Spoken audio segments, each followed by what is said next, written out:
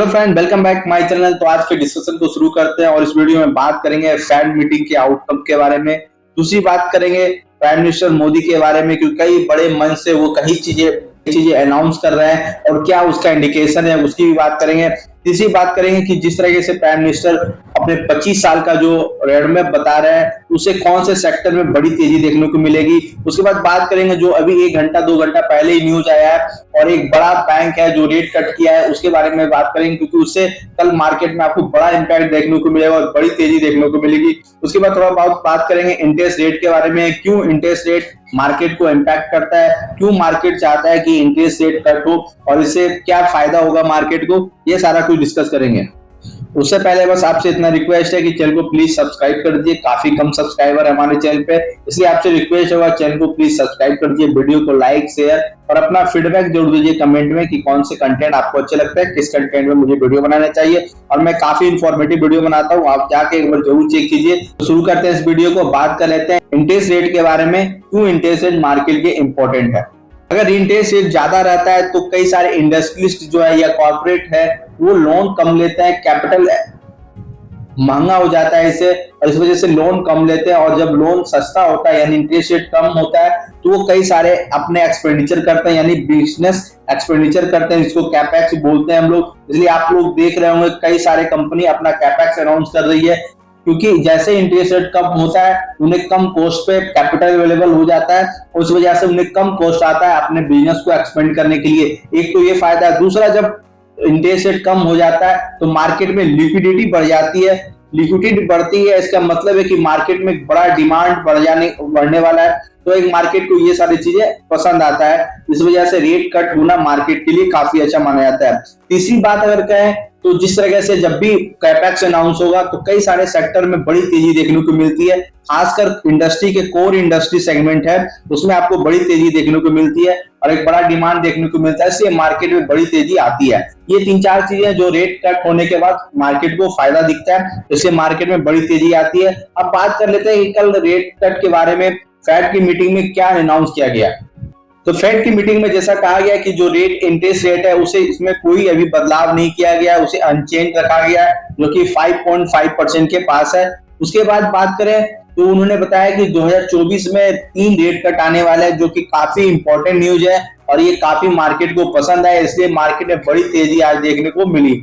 उसके बाद बात करें तो उन्होंने कहा है कि अभी इन्फ्लेशन को डेटा को लेकर वो ज्यादा कॉन्फिडेंट नहीं है, वो कुछ और डेटा चाहते हैं ताकि और कॉन्फिडेंस हो सके और इन्फ्लेशन को और वो कंट्रोल करना चाह रहे हैं, तब वो रेट कट की अनाउंसमेंट करेंगे।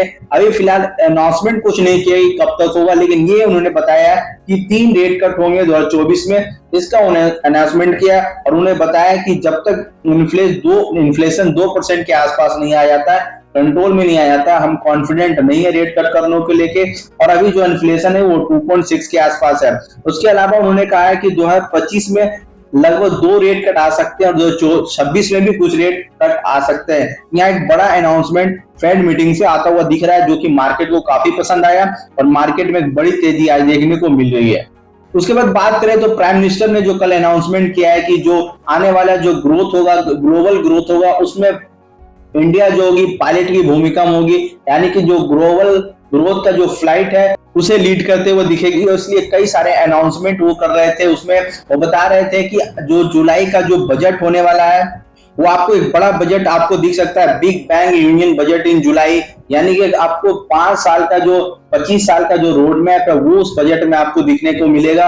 और गवर्नमेंट सरकार ये भी कर रही है कि हमने सरकार बनने के बाद 100 दिन का जो रोड मैप है वो अभी ही तैयार कर लिया है। इससे 2 बातें आपको पता चल सकती है कि गवर्नमेंट अपना कॉन्फिडेंट है अपने काम को लेके, अपने विजन को लेके कॉन्फिडेंट है। और दूसरा जो बात है इसमें आपको निकल के आ सकती है कि हाँ, गवर्नमेंट ये भी कॉन्फिडेंट है कि वो फिर से सत्ता में वापस आ रही है। इसमें कोई भी दो राय नहीं है, कोई भी लेकिन किंतु नहीं है इसमें कि सरकार ये रिपीट करने वाली है।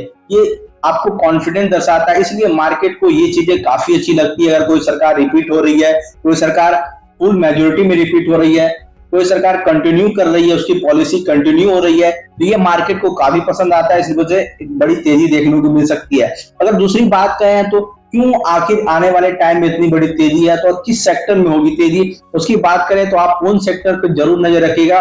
पहला जो सेक्टर इंफ्रा सेक्टर इंफ्रास्ट्रक्चर से रिलेटेड जो भी स्टॉक्स है, जो भी सेक्टर, उन पे आपको नजर रखना है। दूसरा बात करें कोर इंडस्ट्री से रिलेटेड जो सेक्टर है, यानी कि स्टील हो गया, एल्यूमिनियम हो गया, सीमेंट हो गया, जो भी इनपुट होते हैं उन पे आपको बड़ा फोकस रखना है। उसके बाद बात करें तो आपको सप्लाई चेन वाले जो इतने भी सेक्टर है, यानी कि पोर्ट हो गया, रेलवे का जो कॉरिडोर जिस तरह से बन रहा है उसमें जो कॉनकोर स्टॉक है, जो रेलवे के शिपमेंट्स और ट्रांसपोर्टेशन और लॉजिस्टिक चेन को फैसिलिटेट करती है, उस पर आपको नजर रखना है। उसके बाद बात करें तो जो 2-3 स्टॉक की बात करें जो सप्लाई चेन में इंपॉर्टेंट रोल निभाती है, जैसे अडानी पोर्ट हो गया, JSW इंफ्रा हो गया, कॉनकर हो गया, ऐसे कई सारे स्टॉक है जो आपको आने वाले टाइम में फोकस में दिखेंगे, तो आपको इन सेक्टर पे नजर रखना है। इसके बाद बात करें तो कई सारे फैसिलिटी सरकार प्रोवाइड करेगी, ये जिस तरह से डेवलप इंडिया की बात कर रही है, रिन्यूएबल एनर्जी की बात कर रही है,